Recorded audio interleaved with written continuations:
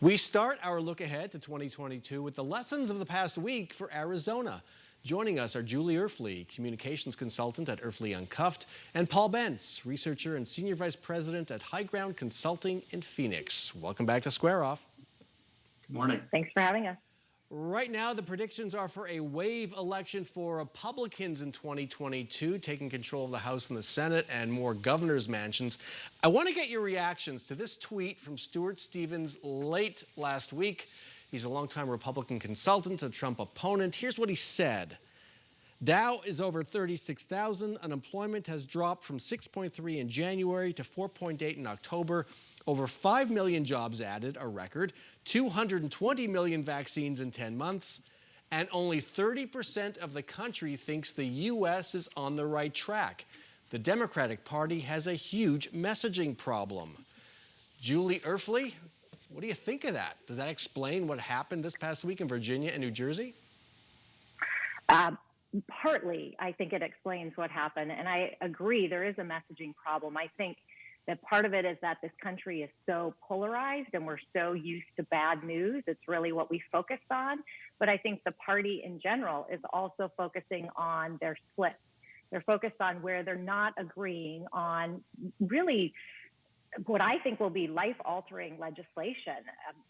The Build Back Better bill, once it gets passed, and I believe that it will get passed eventually, is going to do phenomenal things for everyday Americans. But until they pass that, the story isn't about really so much what's in the bill as the fact that the Democrats can't get their act together and pass something for the American people. Once we have a Build Back Better bill and an infrastructure bill, I think then it's on the Democrats to really concentrate on what's in those bills and how that affects Americans and how they are actually getting stuff done and solving some issues and putting money into the pockets of everyday Americans. So I think it can change, but I agree that right now, the problem is that there's too much infighting, and that's what the focus is. Paul, when you look at that wrong track number, only 30% think the country's on the right track. Can the Democrats overcome that in, the 9 months or so till the primary, year till the election? Well, they certainly have a challenge. There's pessimism in the national electorate. There's also pessimism in the local electorate here in Arizona. And as Julie pointed out, really what's happening is Republicans are mad at Democrats and Democrats are mad at Democrats. Kyrsten Sinema actually has a pretty decent approval rating in Arizona right now, despite her base being very upset with her. And that's just an indicator of what's going on. And they do indeed have a messaging problem.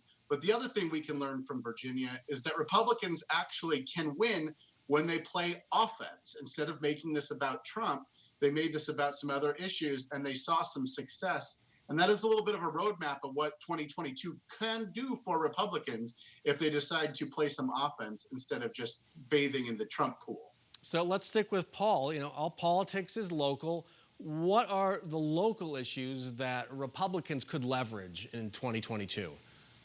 Well, I think one thing to bear in mind is that 2022 should be a Republican-heavily year. It should be a +8 Republican turnout advantage. And both Virginia and New Jersey showed us that they're the concerns that we saw in Georgia, where they suppressed Republican turnout because of concerns about voter fraud. Republicans came back to vote. So that's number one, is that they're not going to be battling that as much as they thought. I think we saw this nationally, and I think we'll see it locally as well. It will be education. I think education is going to be the battleground issue. I think it's a stand-in for the culture war that Republicans are trying to wage.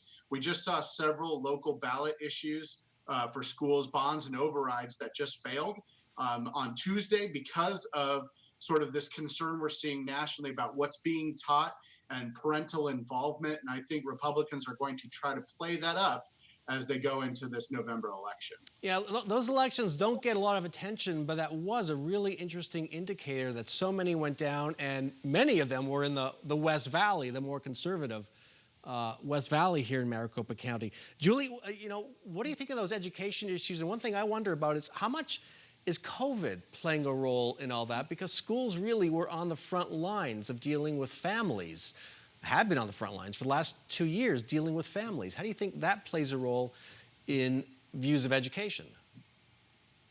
Well, I think it definitely plays a role because there was so much angst there's still a lot of angst. One thing that we're not really talking about is that there's still, a mental health crisis really among a lot of our kids, and that they did miss out on so much, and there was so much isolation. And so they're still struggling. Parents are still seeing that struggle. It's not over. I mean, the pandemic isn't over, but beyond that, the problems from last year aren't over. So of course that plays into it. Democrats really need to focus on how we help those kids. And I think that's where they can draw a really bright line, is they are looking at funding education, about putting more dollars into the system to get those resources to teachers and to schools and to those students who are struggling.